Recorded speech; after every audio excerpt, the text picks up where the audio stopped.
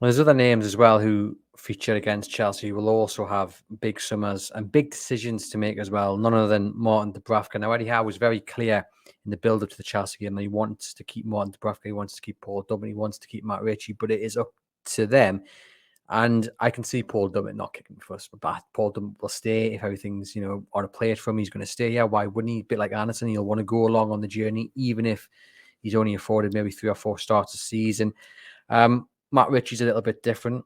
I've already pushed him forward for a coaching role because I think he'd be superb for the 23s. But again, we all know about his personal, will he move back down south to be with his family? That's the big question.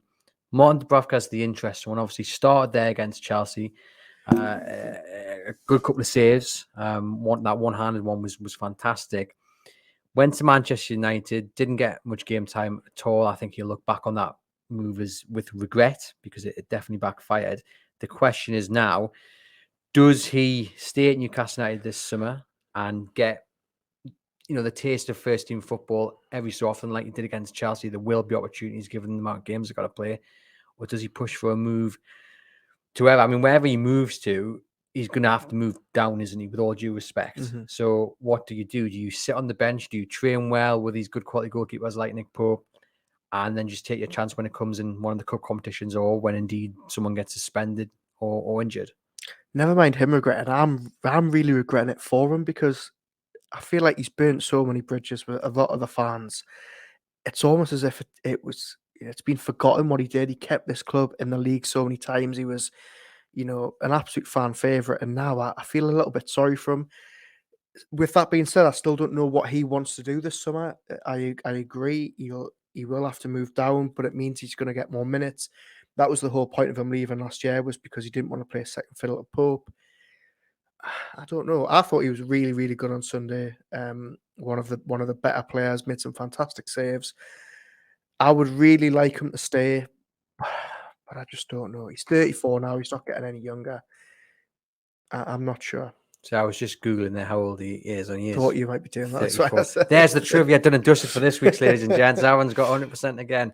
But fair enough then. At the age of 34, though, I suppose the question is, what is next? Because if you're 30, 31, you've still got one big move left. And he maybe thought that Man United move was the big move. At 34, and I know goalkeepers can go on for any professional football these days can go on until they're 37, 38. But maybe if you're Martin Dubravka, you're thinking, well, I'll take 4 or 5 starts a season, and I'll take sitting on the bench on Champions League nights. And you never know when a scenario is going to present itself, like Nick Pope getting sent off against Liverpool, missing a cup final. And maybe, given his age, given he is pretty much settled here in the Northeast, he just says, do you know what? I'll see my career out here. I think he'll have learned a lot from the Manchester United move. I think he was very hasty to go last summer. He wasted no time. Soon as Pope came in, he was like, right, I want out. I think this time around he'll probably be thinking and just, triple guessing his answers. If you're him, I think you can go to a bottom half Premier League side and probably still get a game. I think he'd be a number one at a lot of clubs lower down the division. Or do you stay and potentially be the Carabao Cup goalkeeper or the FA Cup goalkeeper, or, play, as you say, if Nick Pope gets injured, you're a Champions League goalkeeper. I don't know. Is he good enough to be Newcastle's number 2 for where this club is going? So it's one thing playing him in the early rounds of the FA Cup and League Cup, but let's say the opportunity presents itself next season as it did this season. Nick Pope gets sent off. There's an FA Cup final. There's a League Cup final. Whatever. Do you throw Martin Dubravka in there, or do you think they're going to go out for a better number 2? No, I don't think Martin Dubravka is a bad keeper at all. I think he would be a very, very good number 2. I think, as you say, he's 34, which isn't too old for a goalkeeper. He looked the other day like he hadn't been, he looked like he'd been playing every week. He was fresh.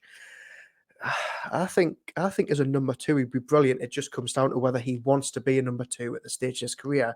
But me personally, I would love him to stay. Graham says, what's your thoughts on the keeper speculation? Reports that Krul and Forster could come back regarding the Champions League squad and that homegrown rule. Yeah, I think a lot of talk about Fraser Forster coming back. Obviously, Spurs signed him for that reason. It's the reason Manchester United have been signing Jack Butlands and Tom Heatons, and Manchester City have just given Scott Carson another deal.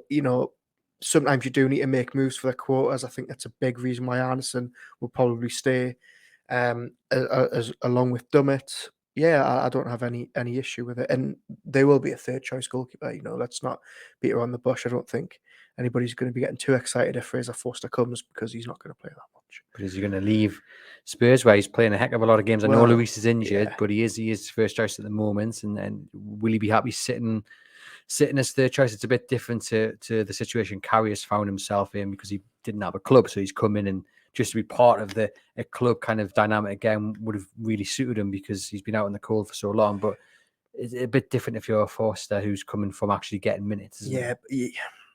Yeah, you'd expect Tottenham to go out and buy a Lloris replacement if he does go. I can't see Fraser Forster being their number one next season, but again, personal preference. Does he want one last ride at the club where it all started from? Maybe.